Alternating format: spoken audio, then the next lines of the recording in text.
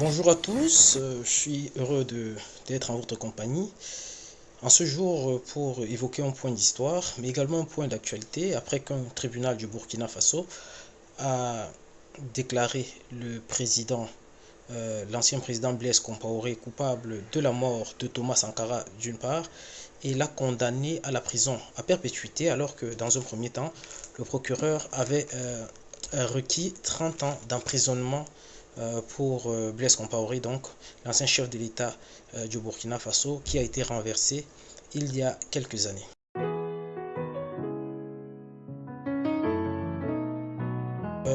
Il faudrait peut-être rappeler la raison pour laquelle le tribunal a eu cette décision dure, ne serait-ce que symbolique, parce que, comme vous le savez, Blaise Compaoré est depuis son renversement actuellement en Côte d'Ivoire où il vit en exil.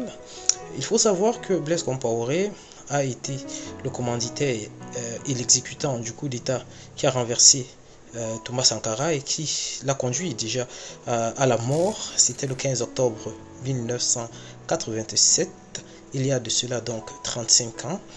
Ce coup d'État a coûté la vie à 12 compagnons d'armes directes du président Thomas Sankara avec lesquels il était en réunion à cet après-midi du 15 octobre 1987 donc.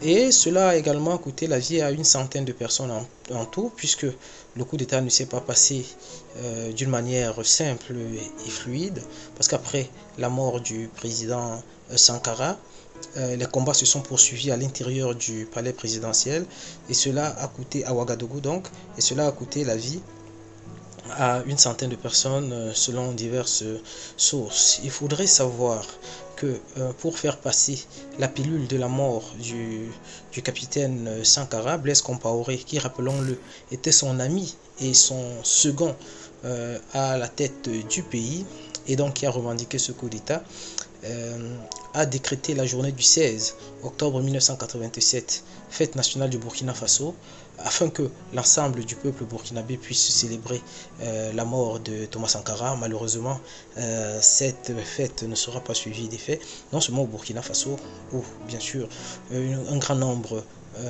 de Burkinabés qu'on appelait avant Thomas Sankara des voltaïques se sont montrés indifférents vis-à-vis du nouveau président et parfois même tout à fait opposés à ses méthodes.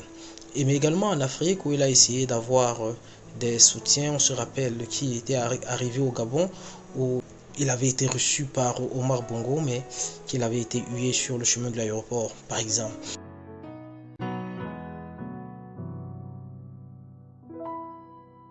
Mais il faudrait peut-être expliquer les raisons qui ont poussé Blaise Compaoré, et si raison peut y avoir, à perpétrer ce coup d'État et à opter pour la solution définitive, pour ne pas utiliser le terme solution finale qui est très chargé historiquement, donc pour opter pour la mort de Thomas Sankara, de son ami, qu'il avait décidé de percevoir comme un adversaire. Alors la raison principale que Blaise Compaoré a avancée, première chose, c'est que Thomas Sankara se préparait à abolir le multipartisme au Burkina Faso, premier point.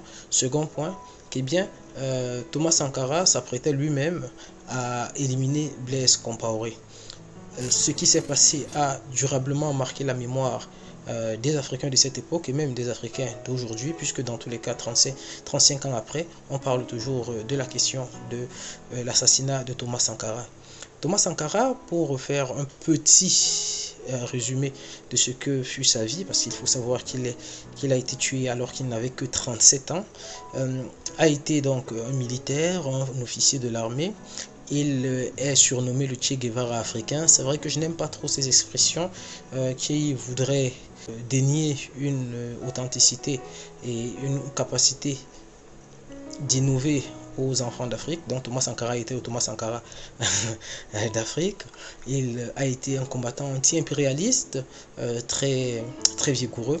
On se rappelle de son dernier discours à la tribune de l'Organisation de l'Unité africaine, l'OUA, c'était en juillet 1987, où il a tenu un discours enflammé contre l'impérialisme et contre même la dette. Il était par exemple opposé à au remboursement de la dette dans les conditions qui étaient celles des années 1980, consécutives à la hausse des taux d'intérêt des bailleurs de fonds, et puis dans cet environnement où il y avait eu une crise de la dette d'une manière générale, à la fois en Afrique mais également en Amérique latine, mais ça c'est une autre question. Donc Thomas Sankara décède en 1987, Blaise Compaoré est condamné en 2022 à la prison à perpétuité.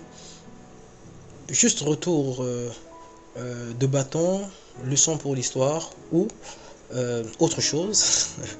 Je vous laisse en décider. Je voulais faire ce petit point avec vous et surtout amener les jeunes générations à s'informer sur ces questions importantes pour notre continent, pour nos pays même, parce que comme on le sait à divers niveaux, la politique est affaire de tout le monde et tout est politique.